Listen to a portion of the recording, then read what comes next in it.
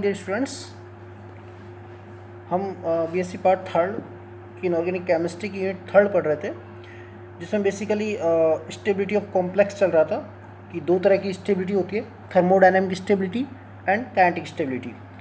तो लास्ट जो हमने पढ़ा था कि किस तरह से थर्मोडायनेमिक स्टेबिलिटी होती है और किस तरह से काइनेटिक स्टेबिलिटी होती है कॉम्प्लेक्सेस की, इस टाइप किस प्रकार का होता है। और उसके साथ ही हमने पढ़ा था कि ये जो कॉम्प्लेक्सेज हैं, इनका जो स्थायित्व है बेसिकली जो इन दो जो मेन फैक्टर्स हैं, स्टेबिलिटी फैक्टर, इन पर डिपेंड करता है। इसके अलावा हमने के और बीटा में संबंध पढ़ा था।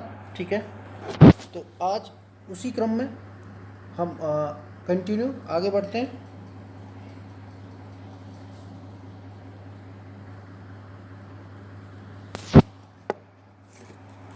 और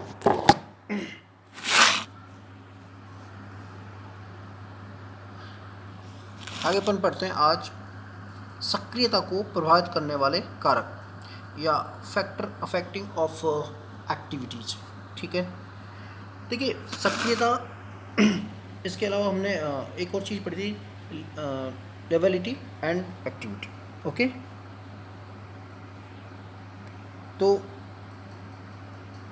सक्रियता को प्रभावित करने वाले कारक आज अपन स्टडी करेंगे, इनकी इनर्टनेस और लेवलिटी। ये दो अपने पिछले चैप्टर में पढ़ा था।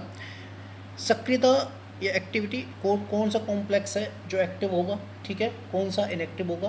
तो एक्टिव में जो कॉम्प्लेक्स होगा उसको प्रभावित करने वाले कारक कौन कौन से हो सकते हैं, ये बेसिकली आज अपन स्टडी करेंगे। तो इसमें देखिए किन धातु आयन में इलेक्ट्रॉनिक विन्यास के अतिरिक्त संकुलों की सक्रियता को प्रभावित करने वाले कारक निम्न हैं। एक तो इलेक्ट्रॉनिक कॉन्फिगरेशन होता है किन धातु आयन का, लेकिन उसके साथ साथ जो सक्रियता को प्रभावित करने वाले कारक हैं, इसके अलावा भी वो और भी कारक हैं। जैसे फर्स्ट अपन पढ़ते हैं संकुल की ज्यामिति, ज्योमेट्री ऑफ कॉम्प्लेक्सेज। तो अधिकांश चतुष्फल के वर्ग समतलीय या अष्टफल की तुलना में अधिक क्रियाशील होते हैं। जो ऑक्टाहेड्रल है ये कम क्रियाशील होते हैं कंपेयर टू टेट्राहेड्रल और स्क्वायर प्लेनर। यानी जो चौथुष्फल के संकुल और वर्ग समतलीय संकुल हैं वो ज़्यादा स्थायी होते हैं अष्टफलकीय की तुलना में, क्योंकि जो केंद्रीय धातु परमाणु उपसेचक क्षेत्र में जो लिगेंड हैं उनको प्रवेश करने के लिए पर्याप्त स्थान उपलब्ध हो जाता है। किसमें? अष्टफलकीय में। तो ये ज़्यादा स्थायी होंगे लेकिन कम क्रियाशील होंगे। ठीक है, सेकेंड है केंद्रीय धातु आयन पर आवेश, charge on central metal ion.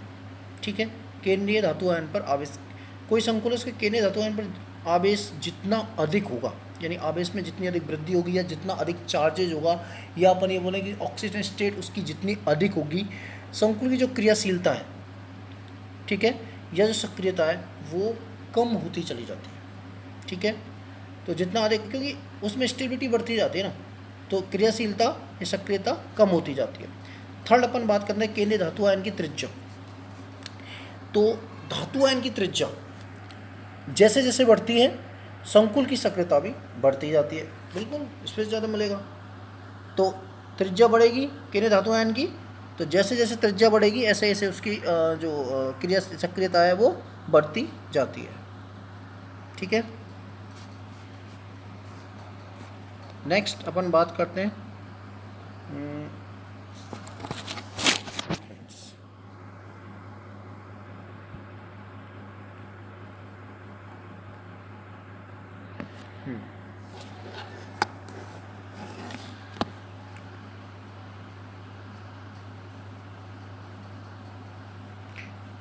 ठीक है, ये सक्रियता को प्रभावित करने वाले कारक थे बेसिकली। फर्स्ट संकुल की ज्यामिति, केंद्र धातु आयन पर आवेश, केंद्रीय धातु आयन की त्रिज्या। ठीक है, इसके बाद जो आता है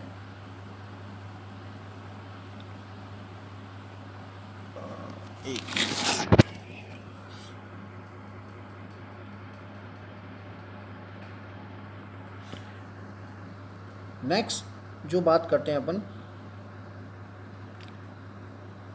वो आते हैं त्रिज्या अनुपात की। ठीक है, कौन सा नेक्स्ट जो पॉइंट है वो है त्रिज्या अनुपात, या अपन उसको रेडियस रेशो बोल सकते हैं, त्रिज्या अनुपात। तो विष अष्टफल के संकुल जिसमें आवेश त्रिज्या का अनुपात अधिक होता है, ठीक है, आवेश त्रिज्या जो अनुपात है वो अधिक होगा तो वो सक्रिय कम सक्रिय होंगे, वो उनकी सक्रियता जो एक्टिविटी है वो कम हो जाएगी। तो ये सक्रियता को प्रभावित करने वाले कारक थे। कौन कौन से जो फैक्टर हैं जो एक्टिविटी को प्रभावित करते हैं किसी कॉम्प्लेक्स की। अब अपन बात करते हैं स्थायित्व को प्रभावित करने वाले कारकों की। ठीक है, कौन कौन से जो कारक हैं वो स्थायित्व को प्रभावित करते हैं।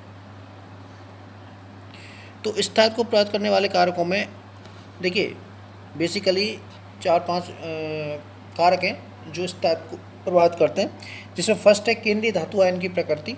ठीक है, सेंट्रल जो मेटल आयन है उसका नेचर किस टाइप का हुआ है। सेकंड है लिगेंड की प्रकृति। ठीक है, थर्ड है एनवायरनमेंट, किस तरह का एनवायरनमेंट है। फोर्थ है सॉल्वेंट की प्रकृति एंड नेचर कैसा है सॉल्वेंट का, उस पर डिपेंड करता है। तो अपन फर्स्ट बात करते हैं धातु आयन की प्रकृति या केंद्रीय धातु आयन की प्रकृति। इसमें फर्स्ट बात करते हैं हम धातु आयन का आवेश और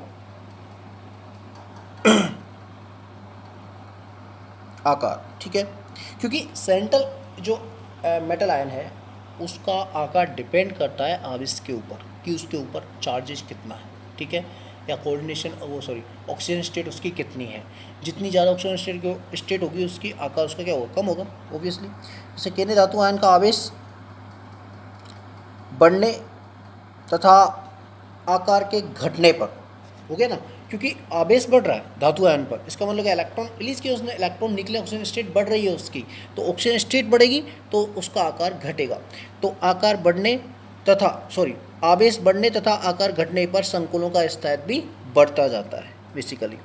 जैसे देखो FeS2O का होल 6 2+ एक कॉम्प्लेक्स है, FeS2O का होल 6 2+, दूसरा है FeS2O का होल 6 3+, दो कॉम्प्लेक्सेज हैं।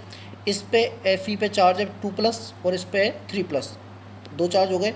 तो मैं Fe3+ वाला जो संकुल है ये वाला H2O का होल 6 3+ वाला है, ये अधिक स्थायी होता है। ठीक है, क्योंकि Fe3+ में इसका जो आकार है वो क्या है छोटा होगा और आवेश इस पे क्या अधिक होगा। तो जब आवेश अधिक है आकार छोटा है तो ऑब्वियसली कॉम्प्लेक्स क्या होगा स्थायी होगा। सेकंड 3D श्रेणी के तत्वों में संकुल बनाने का जो गुण है 3D में वो 4D व 5D की तुलना में अधिक होता है। क्यों? 3D कॉम्प्लेक्सेज में संकुल बनाने का जो गुण है 4D और 5D की तुलना में अधिक होता है। क्यों? अब देखिए इनका आकार है वो छोटा होता है बेसिकली, किनका 3D वालों का आकार छोटा होता है, इसलिए कॉम्प्लेक्स बनाने का जो गुण है वो इसमें अधिक होता है। सेकेंड अपन बात करते हैं धातु की विद्युत ऋणता इसी में। ठीक है, पहला अपन ने जो धातु आयन की प्रकृति चल रही थी बेसिकली, फर्स्ट जो पॉइंट चलता था फर्स्ट में सब एडिंग थी धातु आयन का आवेश व आकार। सेकेंड अपन बात करते हैं धातु की विद्युत ऋणता, इलेक्ट्रोनेगेटिविटी ऑफ मेटल्स। तो देखिए केंद्रीय धातु आयन की विद्युत ऋणता बढ़ती है। ठीक है, जितनी ज़्यादा अधिक होगी उसकी विद्युत ऋणता, संकुल का जो स्थायित्व है वो भी उतना ही अधिक होगा। ठीक है, और संकुल के निर्माण केंद्रीय धातु आयन लिगैंड से इलेक्ट्रॉन युग्म एक्सेप्ट करता है। ठीक है, अतः धातु की जो विद्युत ऋणता अधिक होने से वे क्या है इलेक्ट्रॉन युग्म को अपनी ओर आसानी से इलेक्ट्रॉन युग्म को अपनी तरफ आकर्षित करेंगे। ठीक है, आई बात समझ में कि केंद्रीय धातु आयन की विद्युत ऋणता जितनी अधिक होगी संकुल का स्थायित्व उतना ही अधिक होगा। ये कंसेप्ट है, ध्यान रखना इसको। ठीक है, अब नेक्स्ट अपन बात करते हैं क्रिस्टल क्षेत्र प्रभाव। ठीक है, क्रिस्टल फील्ड इफेक्ट, क्रिस्टल क्षेत्र प्रभाव। देखिए अपन ने जो फर्स्ट संक्रमण श्रेणी के द्वितीय धनायनों के चक्रण संकुल के स्थायित्व का क्रम पढ़ा था अपन ने। तो बेसिकली जब उनका जब क्रम पढ़ा था जिंक से लगा के और मैग्नीज तक ये घटता जाता है। ठीक है, ये क्या है घटता जा रहा है। इनके इसका धातु के आवेश त्रिज्या के अनुपात से समझाया जा सकता है, क्योंकि Mn2+ से Zn2+ तक धातुओं का आकार घटता जाता है, बिल्कुल घट रहा है। अतः आवेश त्रिज्या अनुपात बढ़ेगा, बिल्कुल बढ़ेगा, क्योंकि आकार क्या है घट रहा है ना, तो आवेश त्रिज्या अनुपात है वो तो बढ़ेगा ही बढ़ेगा, जिससे संकुल का स्थायित्व भी बढ़ जाएगा। तो ये सभी जो कॉम्प्लेक्सेज हैं ये Zn लगा के और बेसिकली तो ये उच्च चक्रण संकुल बनाते हैं। ठीक है, हाई स्पिन कॉम्प्लेक्स बनाएंगे, क्योंकि अब देखिए इसमें ये इम्पोर्टेंट है, क्योंकि +2 ऑक्सीकरण अवस्था में इनकी जो CFSE है उसका मान अधिक होता है। ये कंसेप्ट है। +2 ऑक्सीकरण अवस्था में इनकी जो CFSE का मान है वो क्या होगा, अधिक होगा। इसलिए ये जो कॉम्प्लेक्स है हाई स्पिन कॉम्प्लेक्स बनाते हैं, उच्च चक्रण संकुल बनाते हैं। नेक्स्ट है वर्ग ए और वर्ग बी के धातु। वर्ग ए के धातु इन लिगेंडों के साथ में स्थायी संकुल बनाते हैं जिनमें दाता परमाणु कौन सा होता है, नाइट्रोजन, ऑक्सीजन, फ्लोरीन। भाई पी ब्लॉक की बात कर रहे हैं ना, वर्ग ए वर्ग बी वही। तथा वर्ग बी के धातु इन लिगेंडों के साथ में स्थायी संकुल बनाते हैं जिनमें दाता परमाणु कौन सा है, फास्फोरस है, सल्फर है, क्लोरीन है। ठीक है, तो ये पहला हो गया सेंट्रल मेटल आयन की प्रकृति या केंद्रीय धातु परमाणु की प्रकृति। सेकेंड अपन बात करते हैं लिगेंड की प्रकृति, नेचर ऑफ लिगेंड। ठीक है, तो लिगेंड की जो प्रकृति है उसमें अपन बात कर रहे हैं फर्स्ट लिगेंड पर आवेश और आकार। लिगेंड पर आवेश और आकार, तो लिगेंड पर आवेश अधिक होने और आकार छोटा होने पर धातु आयन में लिगेंड के मध्य आकर्षण क्या होगा, बढ़ेगा। सीधी सी बात है, लिगेंड पर आवेश अधिक होगा, आकार छोटा होगा, धातु आयन लिगेंड के मध्य में क्या बढ़ेगा, अट्रैक्शन बढ़ेगा, जिससे संकुल क्या होगा, स्थायित्व होगा। हैलाइड लिगेंड के साथ संकुल के स्थायित्व का क्रम देखिए, FeF63 minus, FeCl63 minus, FeBr63 minus, FeI63 minus. क्योंकि FeF6 का चार्जेज तो सेम है, ठीक है, लेकिन FeF6 की अपन बात करें तो यहाँ पर जो फ्लोरीन है उसका आकार क्या है, छोटा है। क्लोरीन का फिर बढ़ गया, ब्रोमीन का, आयोडीन का। सबसे ज़्यादा आकार किसका हो गया, आयोडीन का, और सबसे कम फ्लोरीन का। इसीलिए फ्लोरीन FeF6 है, ये ज़्यादा कॉम्प्लेक्स स्टेबल होगा। सेकंड अपन बात करते हैं लिगेंड की क्षारीय प्रकृति। ठीक है, क्षारीय प्रवृत्ति पर बात करते हैं अपन। तो हम जानते हैं एक प्रबल क्षार क्या होता है, जो एक अच्छा इलेक्ट्रॉन दाता हो, यानी इलेक्ट्रॉन डोनेट कर सकता है। जितनी आसानी से इलेक्ट्रॉन डोनेट करेगा वो उतना ही प्रबल क्षार होगा। तो जो लिगेंड जितनी आसानी से अपने इलेक्ट्रॉन को धातु को देगा वो लिगेंड उतना ही क्या होगा, प्रबल क्षार होगा। ठीक है, अतः लिगेंड में क्षारीय गुण जितना अधिक होगा, कंसेप्ट है ध्यान रखना, लिगेंड में क्षारीय गुण जितना अधिक होगा वो उतना ही अधिक क्या होगा, स्थायी। ठीक है, उतना ही अधिक स्थायी होगा या उसका स्थायित्व बढ़ता जाएगा। जैसे अपन बात करते हैं NH3, H2 और HF की। ठीक है, NH3 इलेक्ट्रॉन नाइट्रोजन के पास में जो लोन पेयर उसको देने की कैपेसिटी सबसे ज़्यादा होती है, उससे कम H2O में होती है ऑक्सीजन में, उससे कम फ्लोरीन में होती है। तो सबसे स्ट्रॉन्ग है NH3 के साथ में कॉम्प्लेक्स जो बनेगा वो स्थायी होगा, क्षारीयता का क्रम है ये। ठीक है, थर्ड है लिगेंड का कीलेट प्रभाव, कीलेशन।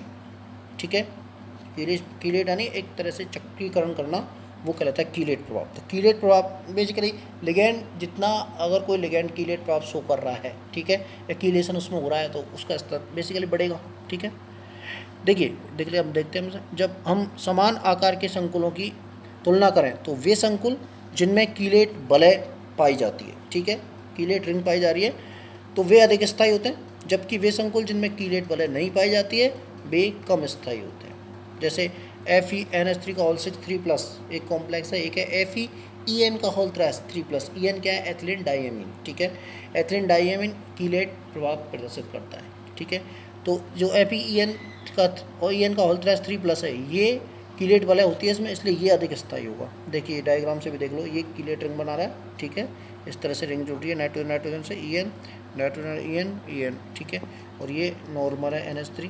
तो ये जो कीलेट वाला है ये सबसे ज़्यादा स्थायी होगा। ठीक है, आज के लिए यही काफ़ी है, कल हम इसी में रेगुलर स्टडी करेंगे। तब तक के लिए थैंक यू सो मच।